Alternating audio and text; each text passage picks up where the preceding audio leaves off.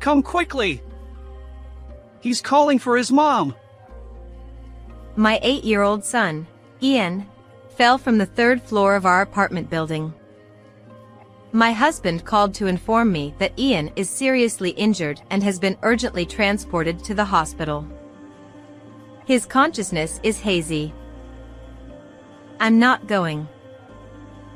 I blurted out that response without thinking. But you see, that child. I swallowed the words I almost uttered and fell silent. In return, my husband spat out. What a cold-hearted woman you are! There was a deep reason behind my reaction. My name is Ruth, and I'm 35 years old.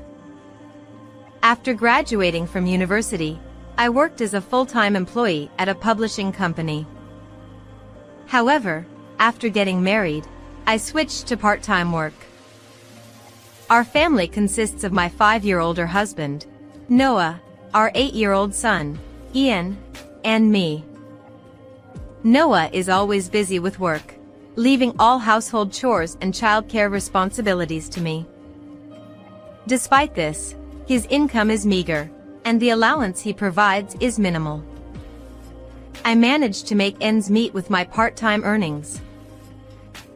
The most stressful aspect of my life is dealing with Ian during his rebellious phase.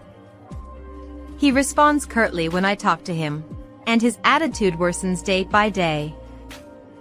I find it challenging to handle him. One day, Ian came back from school and started washing his hands, throwing his school bag on the floor. He usually put his stuff in his room right away, so I wondered what was wrong and peeked into the bathroom. What are you looking at? Why are you talking like that? It's obvious that I hate you. I sighed and tried to tidy up his school bag, but he yelled at me not to touch it. As I was startled by his force, Ian stood in front of me and glared at me. You make it dirty when you touch it. That's too much. Apologize. Shut up. You old hag. I thought this was not good and told him to watch his mouth. But he didn't seem to have any intention of changing his attitude, and he snorted and turned his back on me. That's when I saw blood seeping from his hand. Hey, you're injured.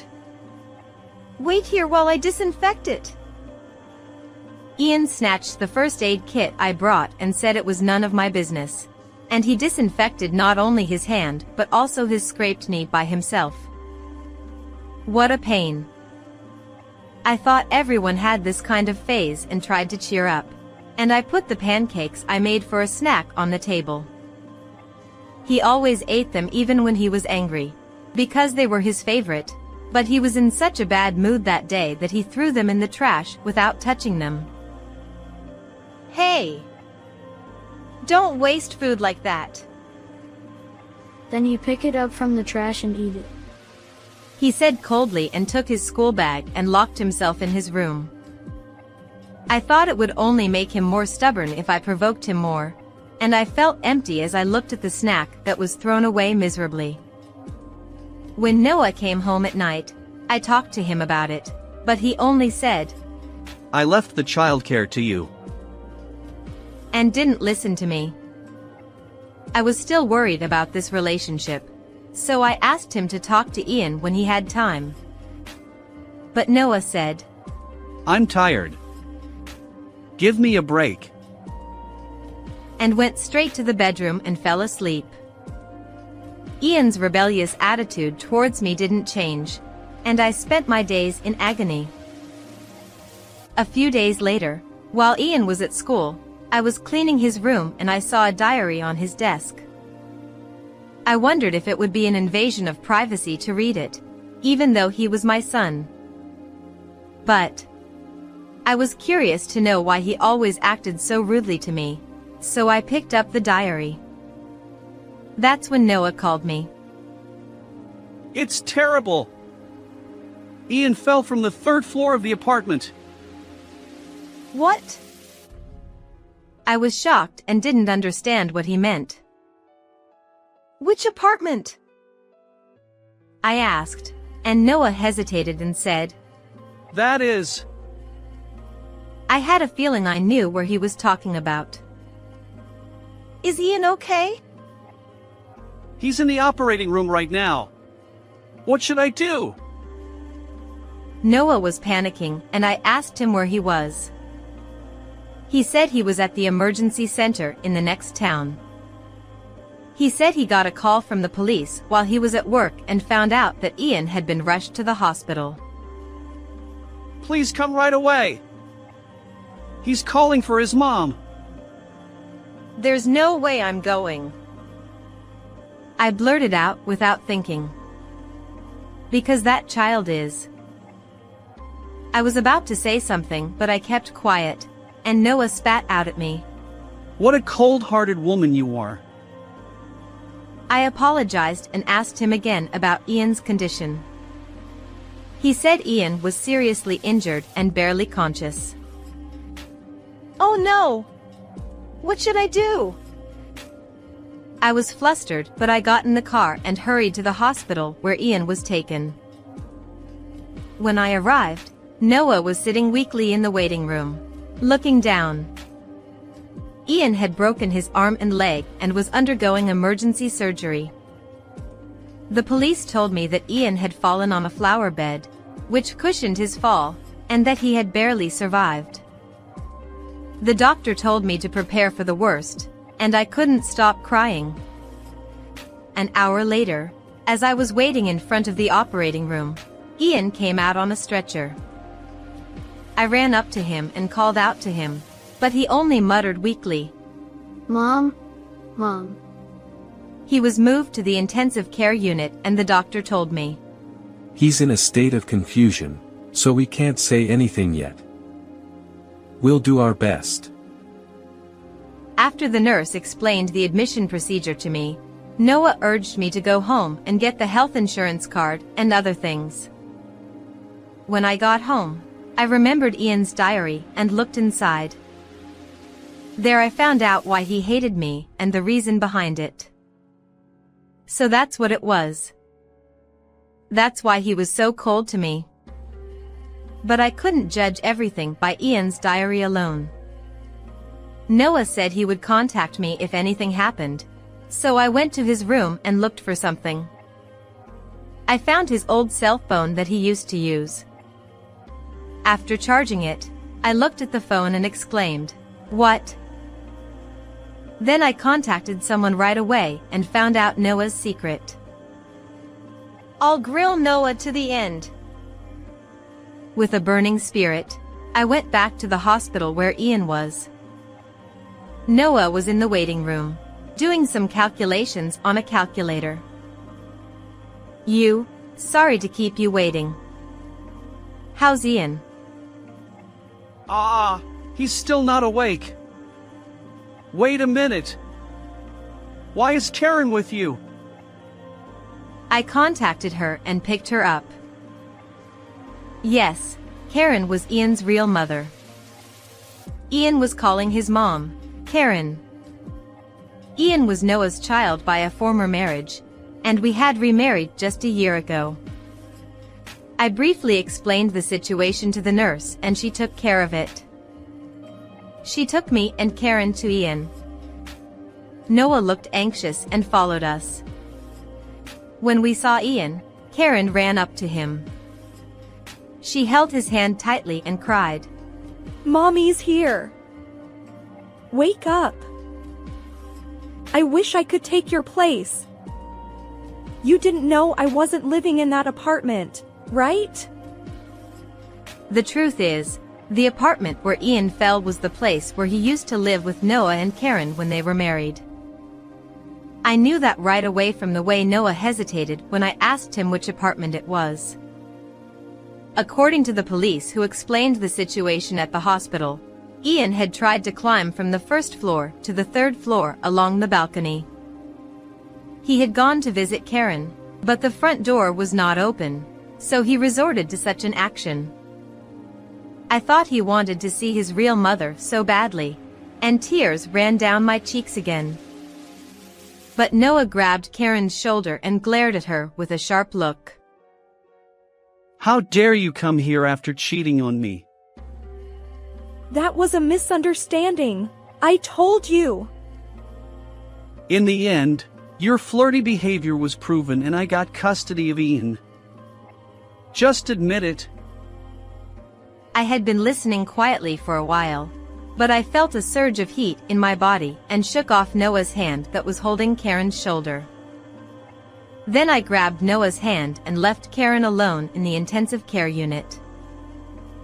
You told me that the reason for the divorce was Karen's affair, didn't you? But you told Ian a different reason, right? As if to tell me to shut up, Noah raised his eyebrows and tried to silence me. I thought he wouldn't tell me the truth like this, so I showed him Ian's diary. It said that I had an affair with Noah and stole him from Karen. And it even said that he had heard it directly from Noah when he asked him the reason for the divorce. Ian must have been angrier at me, who he was told was the mistress, than at his own father. I finally understood why Ian hated me so much. It was your fault. We met after you divorced, right? I couldn't tell him that Karen was cheating on me. It would only hurt him. Oh, there were emails left on your old phone. You asked your friend to seduce Karen, didn't you?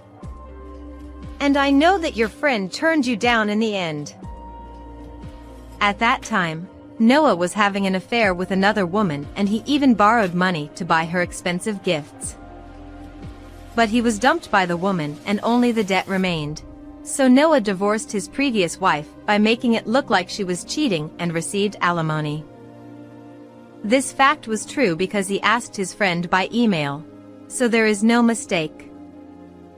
I also told him that I found Karen's contact information from this phone. And if you can make an excuse, try it, I said, thrusting my cell phone in front of his nose. He clearly turned pale and his eyes darted around. And you made up Karen's affair, right? The photo you saved on your phone. This is a completely fake photo. What are you talking about? Are you trying to frame me? I was a photographer for a publishing company, so I can tell right away. You just pasted the face, so the position of the neck is slightly off. Look, here. As I pointed out that part with my finger, he started to sweat. An amateur wouldn't notice, but a professional photographer like me could tell at a glance. Noah was only told by me that I worked for a publishing company, so he probably never thought I was a photographer. So what? What do you want? Give Karen custody of Ian. He shook his head, refusing to listen, and said it was a joke. You just took Ian for child support, right? You still have debt, don't you? I found not only his phone but also a bill from a finance company in his room. The amount of repayment was still $30,000. You're crazy to spend so much on her. She said she wanted branded stuff and I couldn't say no. Oh, really? And how much did you get from Karen for Ian's child support for a month? It's $600. As I looked at his face, which whispered in a faint voice, I felt very sorry for him. It was wrong to separate Ian and his mother, who wanted each other, for the sake of alimony and child support. He apologized to me, trembling with anger. Please, do me one favor in my life. Pay off the debt with me. Rejected. How many favors do you have in your life anyway? He mumbled something, but couldn't say anything. Tell me one thing. Why did you marry me? I raised Ian for a year, but I realized I couldn't handle parenting. According to Noah, he was disappointed that I became a part-time worker after we got married. But he thought it was fine as long as I took care of Ian and he could pay off his debt a little bit. He was using 2/3 of his salary to repay his loan, so the living expenses he gave me were very low. And after Ian fell from the apartment, he was shaken because he thought he would lose the child support. I realized while I was calculating earlier, if Ian didn't make it, I would get the life insurance money, right? I was appalled by what was going on in his head at this point. I understand what you're thinking and what's going on. I see. Then, I'm divorcing you. And I'll make sure that Karen gets custody of Ian. If you keep this up, you might be charged with fraud for taking alimony and child support. Noah flinched at my words and looked around nervously, afraid of the police. He was at a loss for words. I told him that I had already introduced a lawyer friend to Karen, and he realized that there was no way out. He agreed to give up his parental rights. this is bad. What am I going to do about my debt? You made it, so you have to take responsibility for it. Bye. See you. I left Noah in a daze and went back to the intensive care unit where Ian and Karen were. I asked the nurse not to let Noah into the room because Ian didn't like him. Ian! Ian! Please, open your eyes. Ian slowly opened his eyes, as if he heard Karen's voice. The doctor came over and examined him, and said there was nothing to worry about. Mom, I missed you. Me too. They hugged each other tightly and rejoiced at their reunion. I talked to your dad. Ian, from now on, you can live with your real mom. Hell? I told Ian and Karen the truth that I heard from Noah. The child was 8 years old and seemed to understand well. Thank you. I was mistaken. That's okay. But your mistake was climbing up the balcony of the apartment. Don't do anything dangerous again. Yes, I promise. As I looked at Ian's smiling face, I felt that he finally found happiness. Karen stroked his cheek with joy and her face was wet with tears of gratitude. Thank you so much. I don't know how to thank you. I'm sorry for saying such awful things to you. And thank you. Ian's words touched me deeply and I burst into tears. I'll pass the baton of being a mother to Karen. Ian, you've been holding back so much, so spoil yourself with your mom. It was hard to part with Ian, who had been Ian for a year, but I thought it was best for them to be together. I gave Karen Ian's insurance card and left the room. I walked past Noah, who was still in the hallway, without looking at him and left the hospital. I officially divorced Noah and claimed $20,000 in compensation. Karen also claimed $35,000 from Noah for the adultery and child support she had paid him. To pay for that, he borrowed money from a high-interest place and ended up defaulting. So he got calls from his company and quit. Now he works and lives at a place introduced by a finance company, paying off his debt. He still has a lot of hardship ahead of him, but it's all his own fault. Later, I got a call from Karen and she said she got custody back and was living with Ian. I went back to being a full-time employee and enjoyed my work. Recently, my photos have been getting attention and I'm having a happy time. How did you like this story? Please subscribe to my channel. See you in the next video.